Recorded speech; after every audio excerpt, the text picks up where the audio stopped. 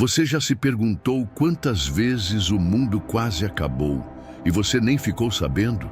Em uma época em que a palavra da igreja era lei e o medo era o instrumento de controle mais eficiente, houve um momento sombrio e quase perdido na poeira do tempo, em que o fim dos tempos foi silenciado, varrido para debaixo do altar, como se nunca tivesse existido. Estamos no século X. A Europa mergulhada na escuridão da Idade Média. Monges enclausurados em mosteiros copiavam manuscritos à luz de velas, tremulantes. O povo vivia sob o peso do pecado, temendo o inferno mais do que a própria morte. E então, uma data começou a se aproximar. O ano 1000. 1000 anos após o nascimento de Cristo. 1000 anos desde que o Salvador teria pisado na terra. E com essa data vieram os murmúrios, os presságios, as interpretações apocalípticas das Escrituras. Muitos acreditavam que, com o fim do primeiro milênio, viria o fim do mundo. Mas algo curioso aconteceu. Diferente do que você esperaria, multidões em pânico, igrejas lotadas, sermões apocalípticos ecoando pelas catedrais. Há um silêncio nos registros. Um silêncio desconcertante. Por muito tempo, historiadores acreditaram que o pânico do ano 1000 era apenas um mito. Mas recentemente, fragmentos de cartas, trechos apagados de crônicas e anotações marginais em manuscritos revelaram outra história. Uma que a igreja preferiu que você não soubesse. Sim, o medo existiu, mas não veio do povo, veio de dentro. Dos corredores do clero, dos líderes espirituais que interpretavam os sinais celestiais com inquietação. A igreja temia que o caos escapasse do controle, que as massas sucumbissem à histeria. Imagine agora, você vive em uma aldeia pobre. O único saber que chega até você vem do padre. O céu está estranho há meses. Eclipses, cometas, tempestades. O campo não dá colheita. Você sente no ar que algo vai acontecer.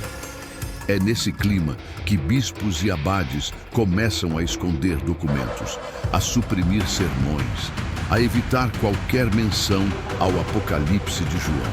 Eles sabem do perigo de um povo desesperado. Sabem que bastaria uma fagulha para incendiar toda a cristandade.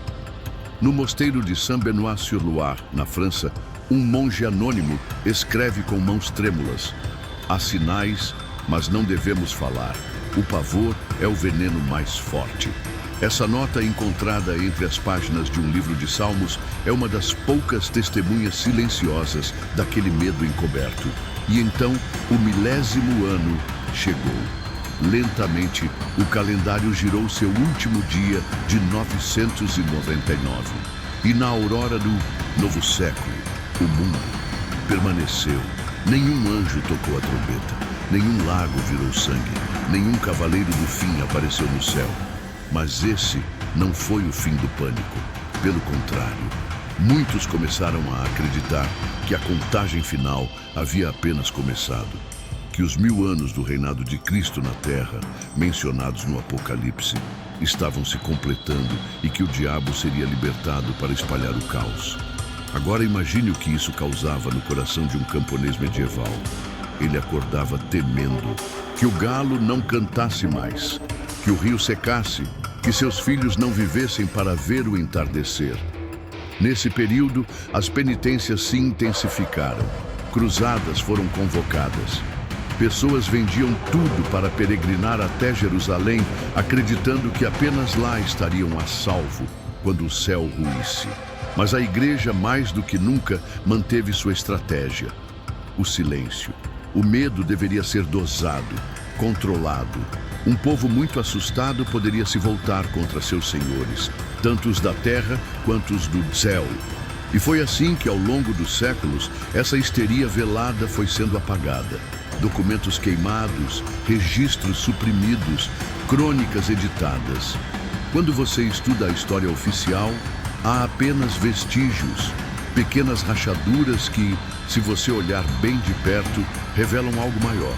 Um desses fragmentos é uma carta de Gerbert d'Aurillac, que viria a se tornar o Papa Silvestre II. Nela, ele escreve: "Os tempos estão obscurecidos, e os olhos do povo não devem ver além da neblina." Silvestre II era um homem de saber. Astrônomo, filósofo, matemático. Ele sabia que os ciclos celestes podiam ser calculados. Mas também sabia que a fé cega era mais fácil de conduzir do que a razão inquieta. Diz a lenda que, ao morrer, seu corpo começou a jorrar sangue, como sinal de que havia feito pacto com o demônio. Historiadores modernos veem nisso uma metáfora. O conhecimento que escapa aos dogmas sempre será visto como maldito. E assim, o ano 1000 passou. E os seguintes também. Mas a sensação de que algo se esconde atrás dos véus da história nunca desapareceu. É como se o tempo tivesse deixado pegadas, não visíveis, mas perceptíveis. Hoje, você vive em uma era de informações rápidas, de dados e provas. Mas aquela estratégia do silêncio ainda ecoa. Quantas vezes você já sentiu que parte da história foi omitida? Que há capítulos inteiros que você nunca leu? Quando a igreja escondeu o fim do mundo, ela não apagou apenas um medo coletivo. Ela moldou o modo como você lê o passado. Como se o tempo fosse um livro, onde algumas páginas foram arrancadas. E talvez, só talvez, ao buscar essas páginas perdidas, você se aproxime não do fim, mas do verdadeiro começo de algo maior. O despertar da curiosidade, da dúvida, do desejo de saber o que nunca te contaram. O mundo não acabou no ano 1000, mas para muitos, a esperança, a liberdade e a verdade foram suspensas, como se o relógio tivesse pausado. E agora, cabe a você escutar os ecos do passado.